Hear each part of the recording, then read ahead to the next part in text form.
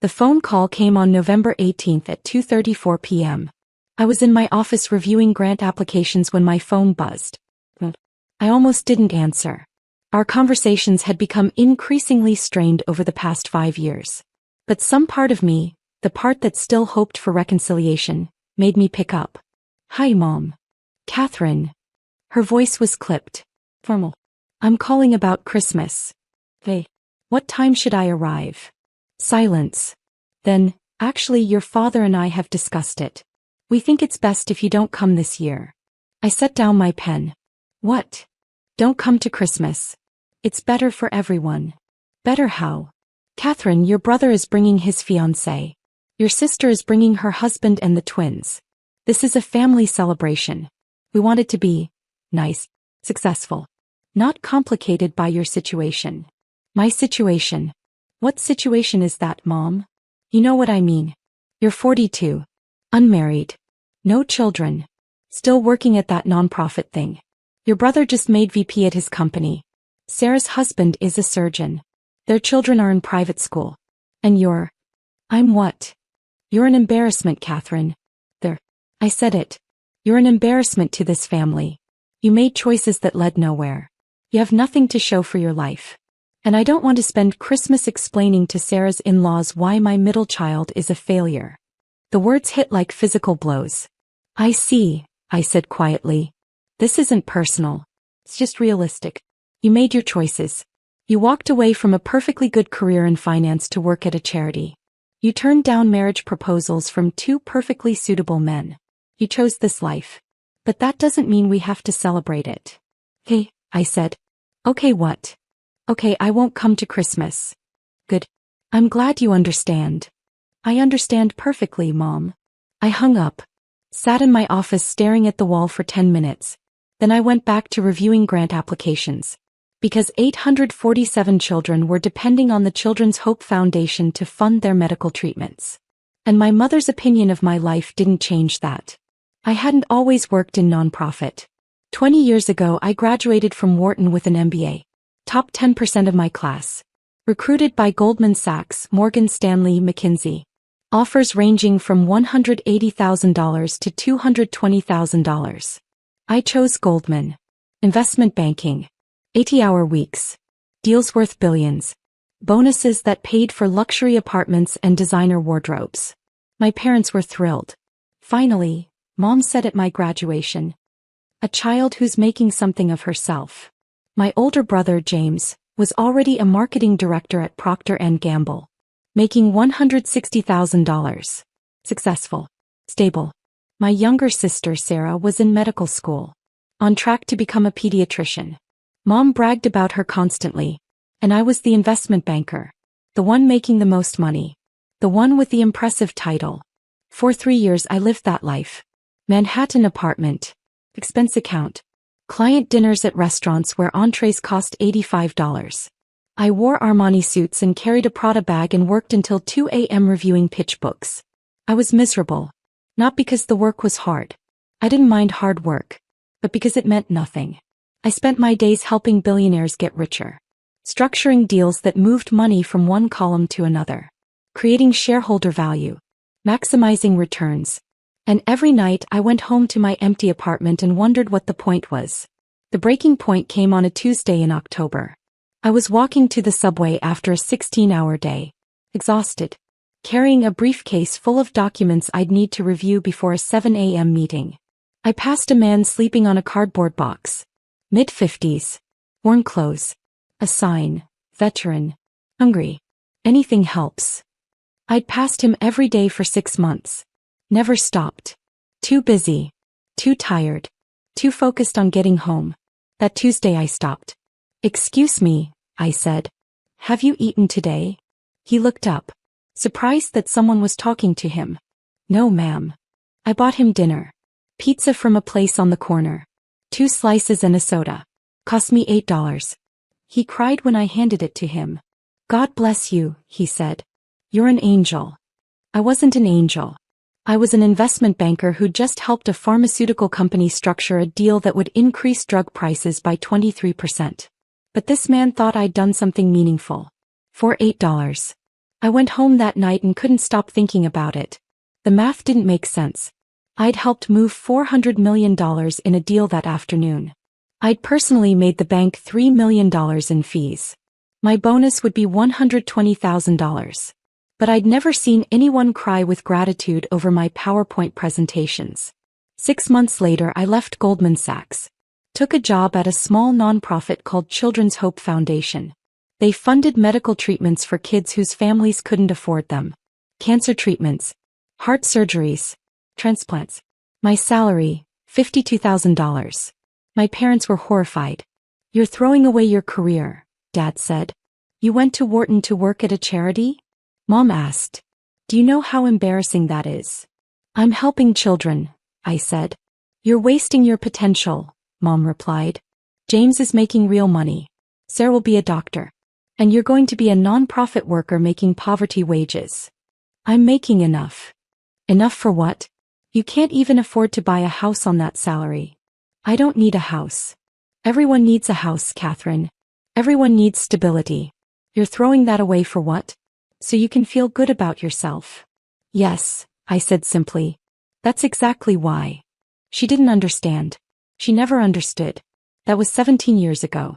In those 17 years, I'd built Children's Hope Foundation from a small organization operating in 3 cities to a national foundation operating in 47 states. When I started, we had 4 employees and a budget of $800,000. We helped 127 children that first year. Now we had 143 employees and a budget of $68 million.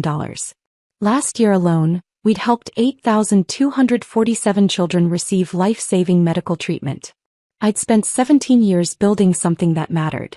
I'd written grants, courted donors, spoken at conferences, built partnerships with hospitals, pharmaceutical companies, and medical device manufacturers. I'd negotiated with insurance companies to cover treatments they initially denied. I'd fought with hospital billing departments to reduce costs. I'd sat with families in waiting rooms while their children went through surgery, holding their hands, promising them we'd figure out the money. 3 years ago, I'd been promoted to executive director. Salary, $140,000. Not Goldman Sachs money, but enough. 2 years ago, we'd launched an innovative partnership with 6 major children's hospitals. A program that caught complications early and reduced treatment costs by 34% while improving outcomes. 1 year ago, that program had been featured in the New England Journal of Medicine. Peer-reviewed research showing that our model saved lives and money simultaneously. 6 months ago, we'd been approached by a major philanthropic foundation. They wanted to donate $15 million to expand our program nationally. I'd spent 6 months negotiating that donation, working with their team, proving our impact, demonstrating how their money would save lives. The donation came through in October. Total amount, $12.4 million. The largest single donation in Children's Hope Foundation history. With that money, we'd expand to serve 15,000 children annually. We'd open offices in 12 new cities. We'd hire 89 new staff members. We'd save an estimated 2,100 lives over the next 5 years. But my mother thought I was an embarrassment. After Mom's call, I didn't tell anyone about Christmas. My colleagues assumed I was spending the holiday with family. I didn't correct them. Christmas Day, I volunteered at a children's hospital in Philadelphia. Played board games with kids who couldn't go home. Read stories to a 7-year-old girl recovering from a bone marrow transplant. Held a newborn in the NICU whose mother was too exhausted to hold him herself. At 8 p.m., I went home to my apartment in Center City. Small. 1 bedroom. Modest. I'd never needed more. I made pasta for dinner. Watched a movie. Went to bed at 10 p.m. It was one of the best Christmases I'd had in years. Because I'd spent it doing work that mattered. With people who appreciated it. My mother's voice echoed in my head sometimes, "You're an embarrassment." But when I looked at the photo on my desk, 8-year-old Marcus, who'd received a heart transplant we funded last year, smiling with his family, I knew the truth. I wasn't an embarrassment. I was exactly where I was supposed to be. The invitation arrived in early December. Children's Hope Foundation had been selected to receive the Humanitarian Impact Award at the annual Children's Hospital Network Gala. The award recognized organizations that had made significant contributions to pediatric healthcare. The gala was scheduled for January 24 at the Bellevue Hotel in Philadelphia. Black tie. 600 guests. Dinner, speeches, and awards ceremony. "You're accepting the award," my board chair Margaret said during our weekly call. "This is your achievement, Catherine. You built this organization. It's a team effort." "Catherine, stop being modest. You turned an $800,000 operation into a $68 million national foundation. You secured the largest donation in our history. You've personally overseen programs that have saved thousands of lives. Accept the damn award." I smiled. Margaret was 83 years old. A retired hospital CEO. She didn't tolerate false modesty. "Hey," I said. "I'll accept it." "Good. Wear something nice. And bring a guest if you want." I didn't have a guest. I'd been single for 4 years. My last relationship had ended when he told me I cared more about other people's children than building a life with him. He wasn't wrong. "I'll come alone," I said. "Your family will be there though, right?" "No." "Why not?" "They're not interested in this part of my life." Margaret was quiet for a moment. "Their loss," she finally said. "Our gain." January 24 arrived cold and clear. I spent the morning at the office, finishing reports. At 3 p.m. I went home to get ready. The dress was simple. Navy blue. 4-length. Elegant but not flashy. I'd bought it on sale at Nordstrom for $200. My jewelry was minimal. Pearl earrings my grandmother had given me. A silver necklace I'd owned for 15 years. I looked at myself in the mirror. 42 years old. Unmarried. No children. Working at that nonprofit thing. My mother's words still stung. But tonight I'd be honored for the work I'd spent 17 years building. That had to count for something. I arrived at the Bellevue at 6:15 p.m. The grand ballroom was spectacular. Crystal chandeliers. Round tables with ivory linens. Each table seated 10. Place cards at every setting. I found my table. Table 5. Front section. Reserved for award recipients and board members. Margaret was already there. She stood when she saw me. "Catherine, you look beautiful." "Thank you." "Nervous?" "A little." "Don't be. You deserve this." The other seats at our table filled quickly. Members of our board. Major donors. The CEO of Children's Hospital of Philadelphia. A journalist from the Philadelphia Inquirer. At 6:45 the lights dimmed. Guests found their seats. I scanned the room out of habit. 600 people. Hospital administrators. Foundation directors. Major philanthropists. Medical professionals. And then I saw her. Table 19. Back section. Wearing a burgundy dress I recognized from Sarah's wedding 2 years ago. My mother. She was with a woman I didn't recognize. Mid-60s. Well-dressed. They were laughing about something. My heart started pounding. What was she doing here? Margaret noticed my expression. "You okay?" "My mother is here." "What? Where?" "Table 19. Margaret looked. "The woman in burgundy?" "Yes." "Did you invite her?" "No. I didn't tell her about tonight." "Then how?" The MC took the stage. "Good evening, everyone. Welcome to the 23rd Annual Children's Hospital Network Gala. We have an inspiring evening ahead. Dinner will be served shortly, followed by our awards ceremony." I couldn't focus on his words. My mother was here. At my event. An event celebrating the work she'd called an embarrassment. How had she even gotten an invitation? Dinner was served. I ate mechanically. Salmon. Asparagus. Roasted potatoes. Margaret kept glancing at me. "Catherine, are you going to be okay for your speech?" "I'm fine." "You're not fine. You're pale." "I'm fine," I repeated. At table 19 Mom was eating. Chatting with her friend. She hadn't seen me yet. The room was too large. The lighting too dim. At 8 p.m. the awards ceremony began. Our first award tonight is for innovation in pediatric care. A hospital in Boston won. The administrator gave a speech. Thanked her team. Sat down. Our next award is for medical research excellence. A research team from Johns Hopkins won. More speeches. More applause. My hands were shaking. And now, the MC said, "We come to our most significant honor of the evening. The Humanitarian Impact Award. This award recognizes an organization or individual who has made extraordinary contributions to improving the lives of children facing medical challenges." He paused. This year's recipient has transformed pediatric healthcare in ways few people fully understand. 17 years ago, she left a lucrative career in investment banking to join a small nonprofit with a budget under $1 million and a staff of 4 people. I could see my mother now. She was paying attention, probably wondering who the recipient was. Under her leadership, that organization has grown into a national foundation operating in 47 states with a budget of $68 million. Last year alone, they provided funding for life-saving medical treatments for over 8,000 children whose families couldn't afford care. Mom's friend leaned over and whispered something. Mom nodded. She personally secured the largest donation in the organization's history, $12.4 million from the Hartwell Foundation, which will allow them to expand their programs and serve 15,000 children annually. The screens behind the stage lit up. My photo appeared. Professional headshot. Below it, Catherine Morrison, Executive Director, Children's Hope Foundation. Her innovative partnerships with major children's hospitals have been featured in peer-reviewed medical journals. Her work has saved an estimated 4,200 lives and prevented millions in unnecessary medical costs. My photo was now on 3 screens. 20 feet tall. Please join me in honoring this year's Humanitarian Impact Award recipient, Catherine Morrison. The room erupted in applause. Everyone stood.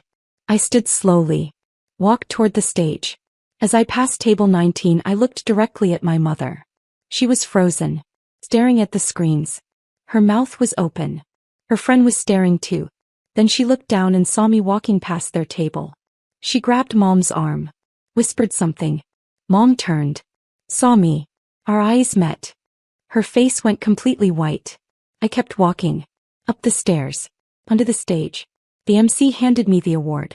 Crystal sculpture. Heavy. Beautiful. Congratulations, Catherine. Would you like to say a few words?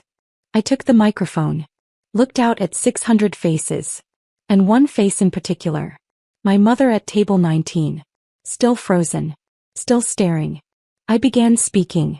Thank you. 17 years ago, I made a decision that confused a lot of people. I left a career in investment banking to work at a nonprofit. I took an 80% pay cut. I gave up the Manhattan apartment and the expense account and the year-end bonuses. Light laughter from the audience. People asked me why. My family asked me why. My colleagues thought I was crazy. I could see Mom clearly now. She was crying. But I made that choice because I'd realized something important. Money is just a tool. Success isn't measured by your salary or your title or the size of your house. Success is measured by impact. By the lives you touch. By the difference you make. I held up the award. This award represents 8,247 children who received medical care they needed. Children like Marcus, who got a heart transplant at 8 years old and is now a healthy 5th grader who wants to be a doctor. Children like Sophia, who beat leukemia and just started college. Children like James, who survived a brain tumor and is now teaching other families how to navigate the medical system. My voice broke slightly. Those children are my success. Their families are my success. The 143 people who work at Children's Hope Foundation and dedicate their lives to this mission, they're my success. I looked directly at table 19. I don't have a big house. I don't have a corporate title. I'm not married. I don't have children of my own. By some standards, I might look unsuccessful. But I know the truth. I've spent 17 years building something that saves lives. That gives hope to families in their darkest moments. That makes the world measurably better. Tears were streaming down Mom's face. So thank you to the Children's Hospital Network for this incredible honor. Thank you to my team at Children's Hope Foundation. Thank you to our donors and partners and supporters. And thank you to every child and family who trusted us to walk with them through their medical journey. The room stood. Standing ovation.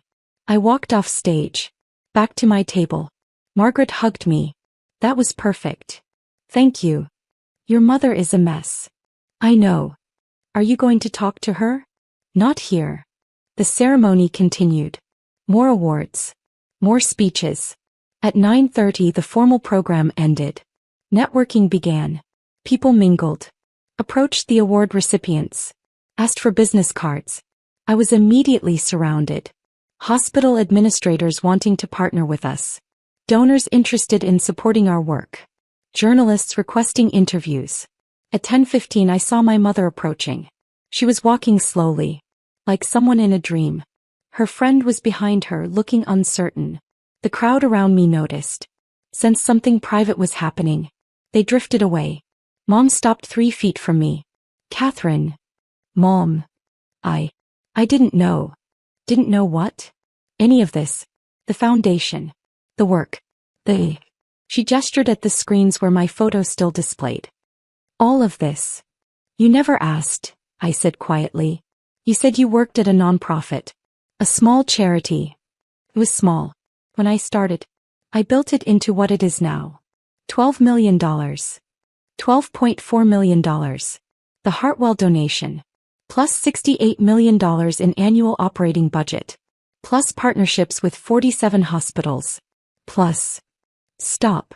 He was crying harder now. "Please stop." Her friend stepped forward. "I'm Susan Porter. I'm on the board of Children's Hospital.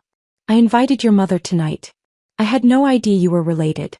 I just knew she lived in the Philadelphia area and mentioned she had children. I thought she'd enjoy the gala." "Thank you for bringing her," I said. Susan looked between us. "I'll give you two some privacy." She walked away. Mom and I stood there. Finally, she said, "I called you an embarrassment." "Yes." "I uninvited you from Christmas." "Yes." "I told you that you were a failure. That you had nothing to show for your life." "I remember." "Catherine, I'm so sorry. I'm so incredibly sorry." "Why?" I asked. "Why did you say those things? Why did you believe them?" "Because I'm a fool," she whispered. "Because I measured success by the wrong things. Because I compared you to James and Sarah and their salaries and titles and I couldn't see what you were actually doing. I told you what I was doing. You didn't want to hear it. You said you worked at a charity. You said you helped sick children. I thought that meant you were a low-level employee. A caseworker. Someone who filed paperwork. I didn't understand you were running the entire organization. Building it. Transforming it. Would it have mattered?" I asked quietly. "If I'd told you I was the executive director? If I'd told you about the budget and the staff and the children we were saving? Would you have respected me then? Or would you have still thought I should have stayed in banking and made more money?" She was silent. "That's what I thought," I said. "Catherine." "Mom, I've spent 17 years being dismissed by you. 17 years of family dinners where James's promotions were celebrated and Sarah's achievements were praised and my work was glossed over as that non-profit thing. 17 years of feeling like I was the disappointment. The embarrassment.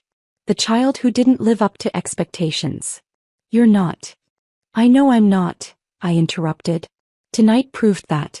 600 people standing and applauding for work I've spent nearly 2 decades building. Major hospitals wanting to partner with us. A $12.4 million donation because someone believed in our mission. Children alive today because of programs I created." I took a breath. "I know my worth, Mom. The question is, do you?" She stared at me. "Yes, I see it now. I'm so sorry it took this long." "I'm sorry too," I said. "I'm sorry you missed 17 years of my life because you were so focused on what you thought success should look like that you couldn't see what it actually looked like. Can you forgive me?" "Eventually," I said. "But not tonight.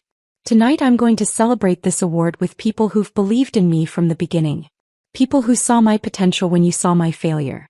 People who understood that saving children's lives matters more than salary and titles." "Catherine."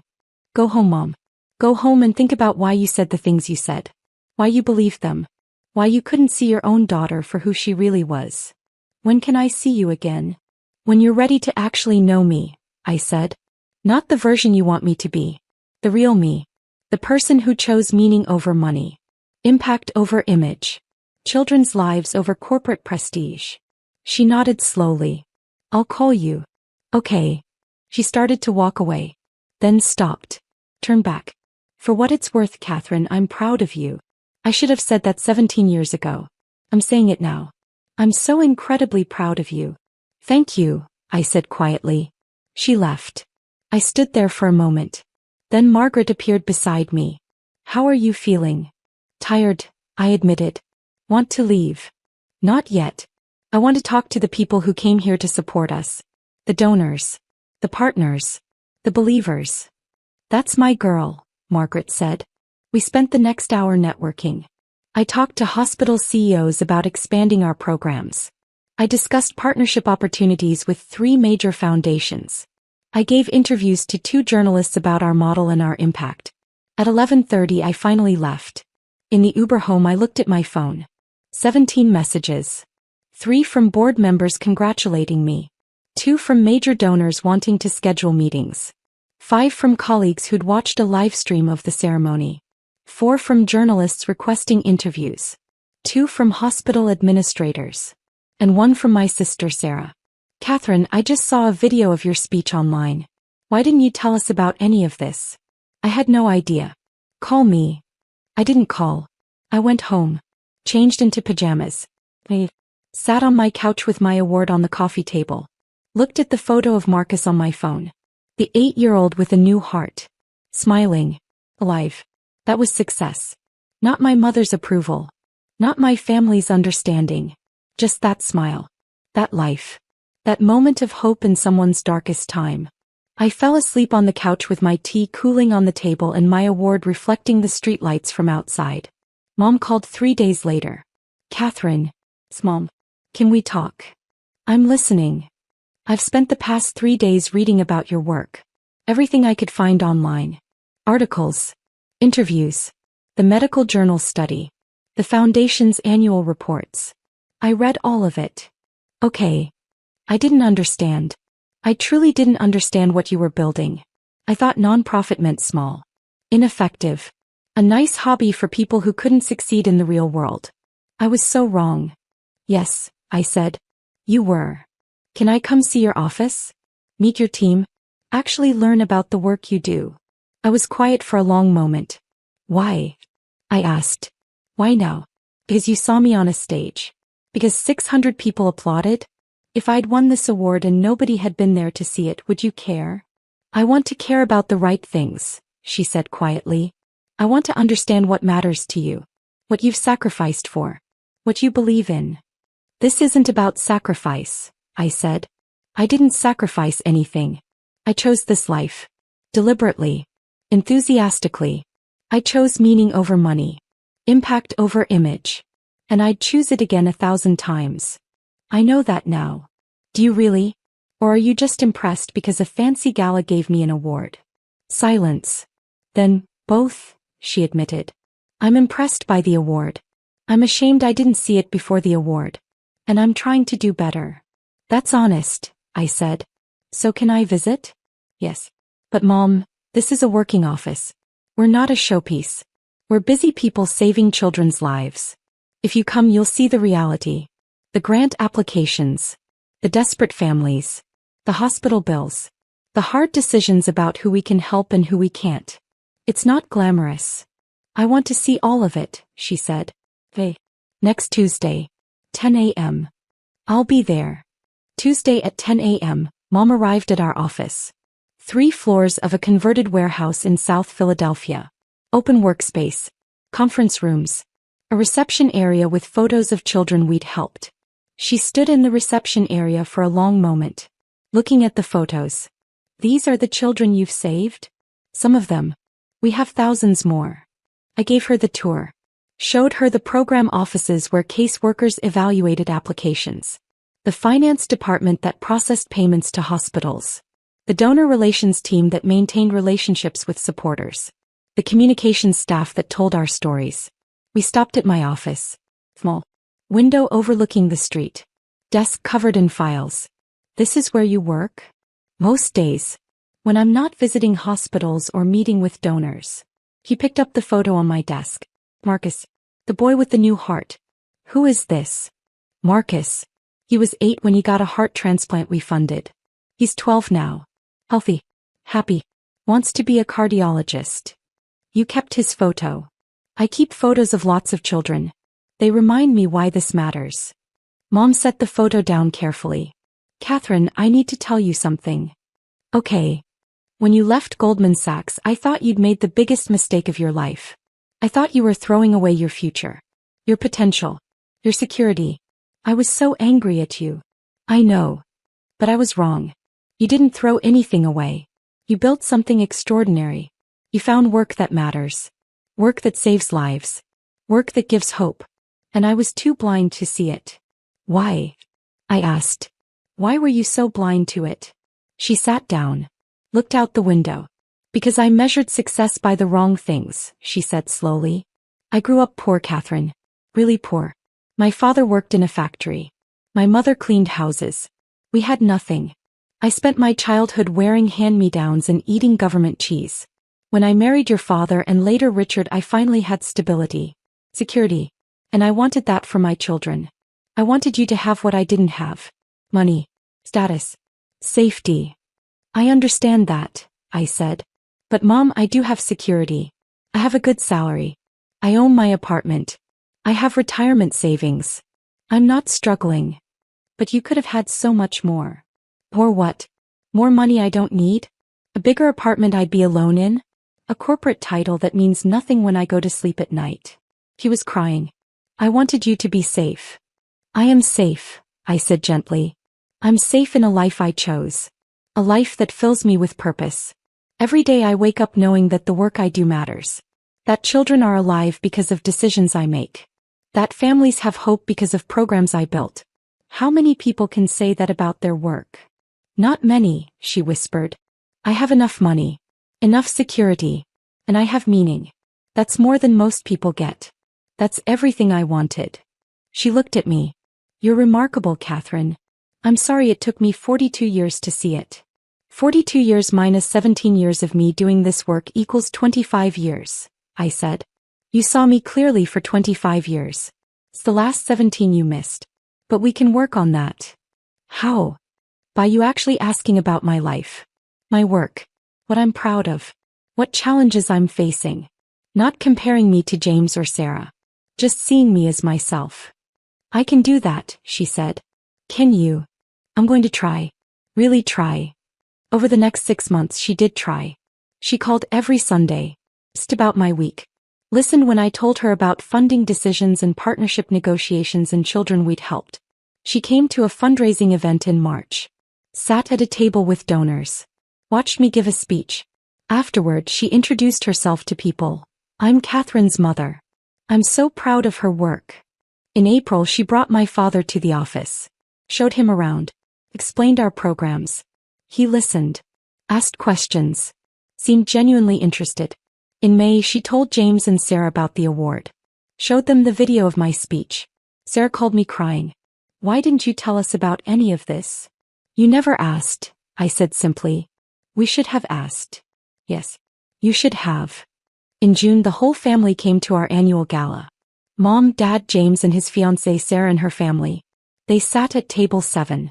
Wore formal attire. Clapped when I was introduced. During my speech I looked at them. My family. Finally seeing me. Not the embarrassment. Not the failure. Not the disappointing middle child who'd made bad choices. Just me. Catherine Morrison. Executive Director of Children's Hope Foundation. Builder of programs that saved lives. Protector of children. Believer in meaning over money. After the gala we went to dinner. This was incredible, James said. I had no idea your organization was this big. This important. It is, I said. Why didn't you tell us? I tried, I said. For years. But you weren't listening. We're listening now, Sarah said quietly. I appreciate that. Mom reached across the table. Took my hand. I'm so sorry for what I said. About Christmas. About you being an embarrassment. I'll regret those words for the rest of my life. I know, Mom. Can you forgive me? I thought about it. About the hurt. The years of feeling dismissed. The phone call uninviting me from Christmas. But I also thought about the past 6 months. About her trying. About her showing up. About her finally seeing me. Yes, I said. I forgive you. She cried. Right there in the restaurant. Dad squeezed her shoulder. We're all proud of you, Catherine. So proud. Thank you, I said. And I meant it. Not because I needed their approval. Not because their pride validated my choices. But because after 17 years, my family finally understood what I'd known all along. Success isn't measured by salary or status. It's measured by the lives you touch, the hope you give, the difference you make. And by that measure, I was the most successful person at the table.